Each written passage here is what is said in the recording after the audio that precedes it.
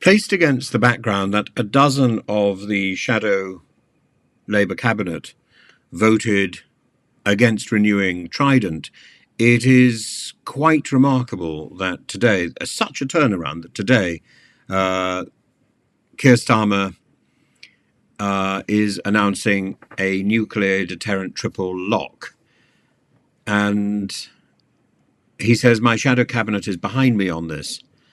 But if you go back to David Lammy, who said, I joined CND as a teenager over 20 years ago because I grew up under an ever-present threat of nuclear annihilation. Many of us now seem to have lost sight of the senselessness of the stockpiling of these weapons and the utter barbarity of the concept of mutually assured destruction. What we are talking about is a weapon system that is explicitly designed and primed to be used as a means to totally destroy entire nations and to kill millions of people. I simply do not accept that there can ever be circumstances in which it would be possible to deliberately target millions of innocent civilians in this way. I cannot vote in favour of spending so much money on renewing our nuclear weaponry when the human cost of austerity is so grave. This is in 2016.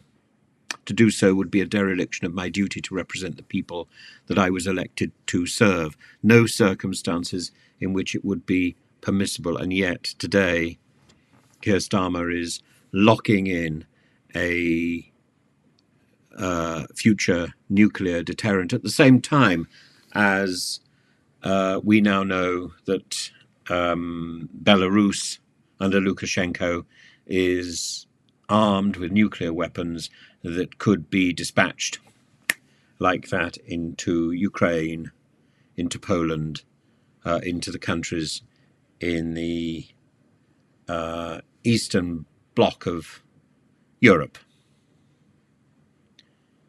I feel pleased in a way by this U-turn, but it is alarming to hear it, and again, it needs to be the Labour Party needs to be questioned about its commitment to this, and I think more importantly, its commitment to funding the British Army properly, because in the last 10 years, certainly, the British Army has seen a loss of funding and a loss of the ability to actually do the things that we expect it to do. I personally, and I'm not sure about you, I'd love to hear from in your comments. I don't feel particularly safe at the moment, either with the threat of Russian aggression or indeed the reduction in our defence budget. And it doesn't matter that in the last year there's been a little bit of injection of money and commitment.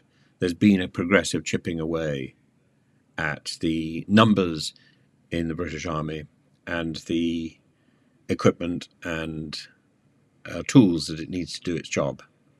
Ideally, we have a world of peace, but we don't have that at the moment.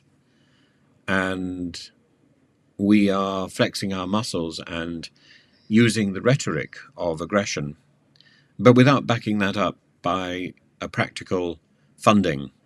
And that is the worst of all situations, to be posturing and waving our swords around without actually knowing whether the swords are effective. This is madness.